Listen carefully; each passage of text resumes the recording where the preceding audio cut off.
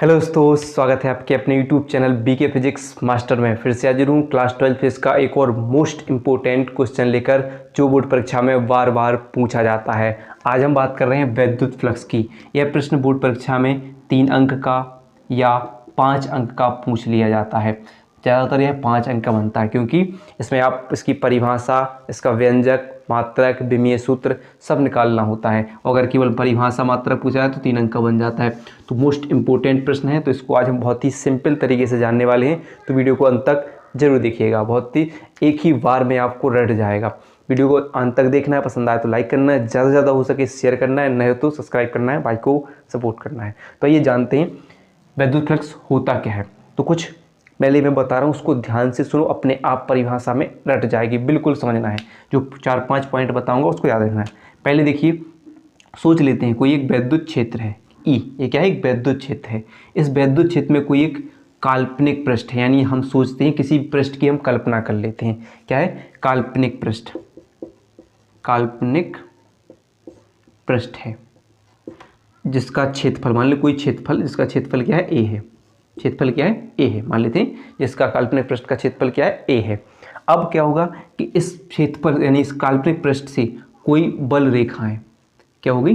बल रेखाएं, वैद्युत बल रेखाएं, ये क्या होगी? हम मान लेते हैं वैद्युत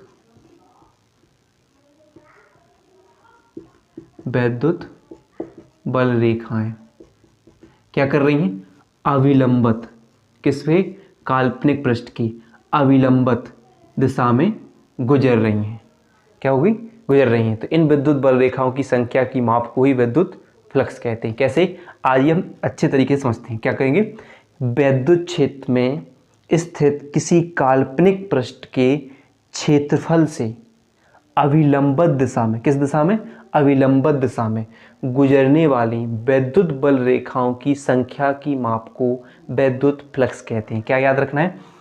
वैद्युत क्षेत्र में स्थित किसी काल्पनिक पृष्ठ के क्षेत्रफल से अविलंबित दिशा में, किस दिशा में? अविलंबित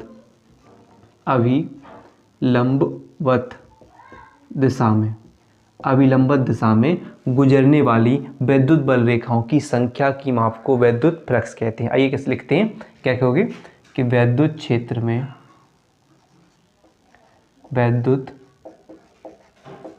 में स्थित किसी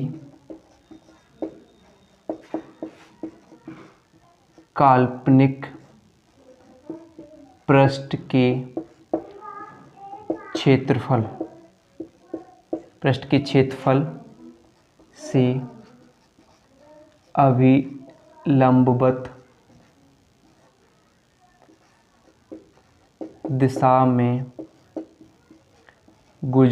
अविलंबित दिशा में गुजरने वाली वैद्युत बल रेखाओं की संख्या,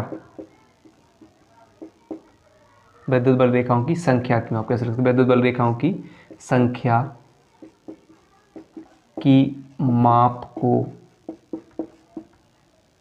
वैद्युत फ्लक्स कहते हैं,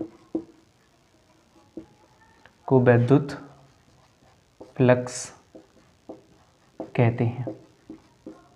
याद हो जाएगा आप कि वैद्युत क्षेत्र में स्थित किसी काल्पनिक पृष्ठ के क्षेत्रफल से अविलंबित दिशा में गुजरने वाली वैद्युत बल रेखाओं की संख्या की माप को, या वैद्युत बल रेखाओं की संख्या की माप को वैद्युत फ्लक्स कहते हैं। इसे क्या कहते हैं?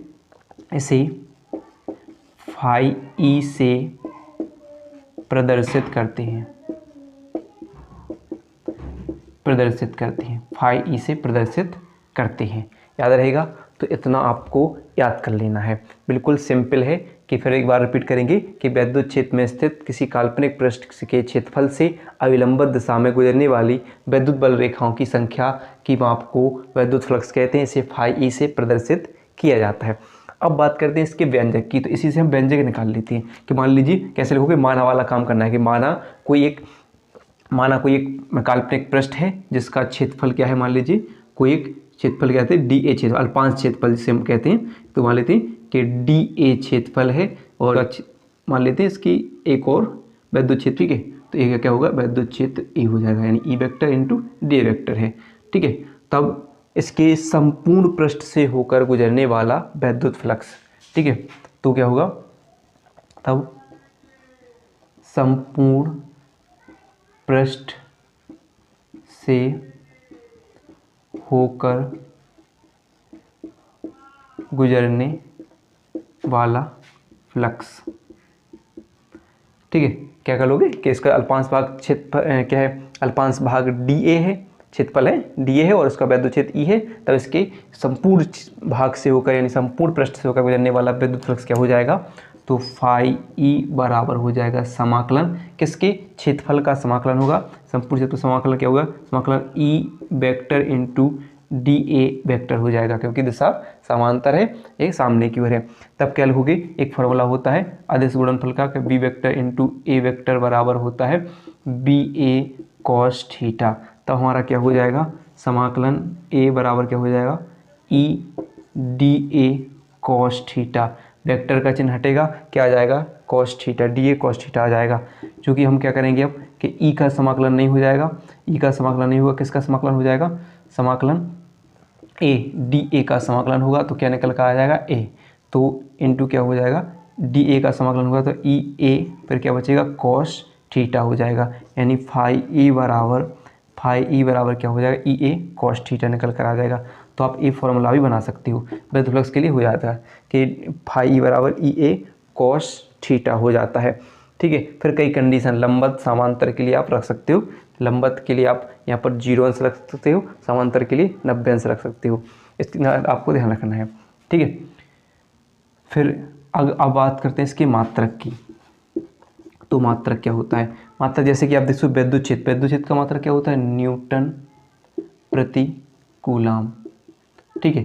और क्षेत्रफल का मात्रक क्या होता है, मीटर स्क्वायर, तो आप लिख सकते हो कि मीटर स्क्वायर हो जाएगा, यानी इसका मात्रक आप सोच सकते हो कि न्यूटन मीटर स्क्वायर प्रति कूलाम हो जाएगा, या एक और होता है इसका वोल्ट प्रति मीटर, सॉरी क्या हो गया, वोल्ट मीटर हो जाता है एक और, ठीक है, क्या हो जाता है, वोल्ट मीटर भी इसका एक मात्रक हो जाता है।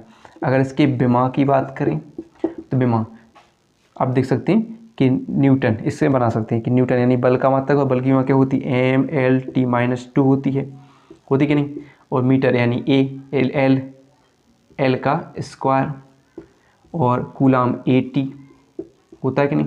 अब इसको अगर मिला के लिखें तो एम हो जाएगा, एल 2 है, एक कितना हो जाएगा 3, तो एल 3, टी कितना है माइनस के 2 हैं, और ये नीचे से भी ऊपर जाएगा तो ये माइनस का भी जाएगा, तो माइनस के 2 माइनस के कितना हो जाएगा, माइनस के 3, और ए भी जब ऊपर जाएगा तो माइनस के 1, यानी एम एल 3 टी माइनस 3 ए माइनस 1 इसकी विमा हो जाती वैद्युत फ्लक्स की। तो इतना आप लिख सकते हो, इतना आप बना सकते हो, इतना सिंपल है बस। तो वीडियो पसंद आई हो तो वीडियो को लाइक और चैनल को सब्सक्राइब करना ना भूलिएगा।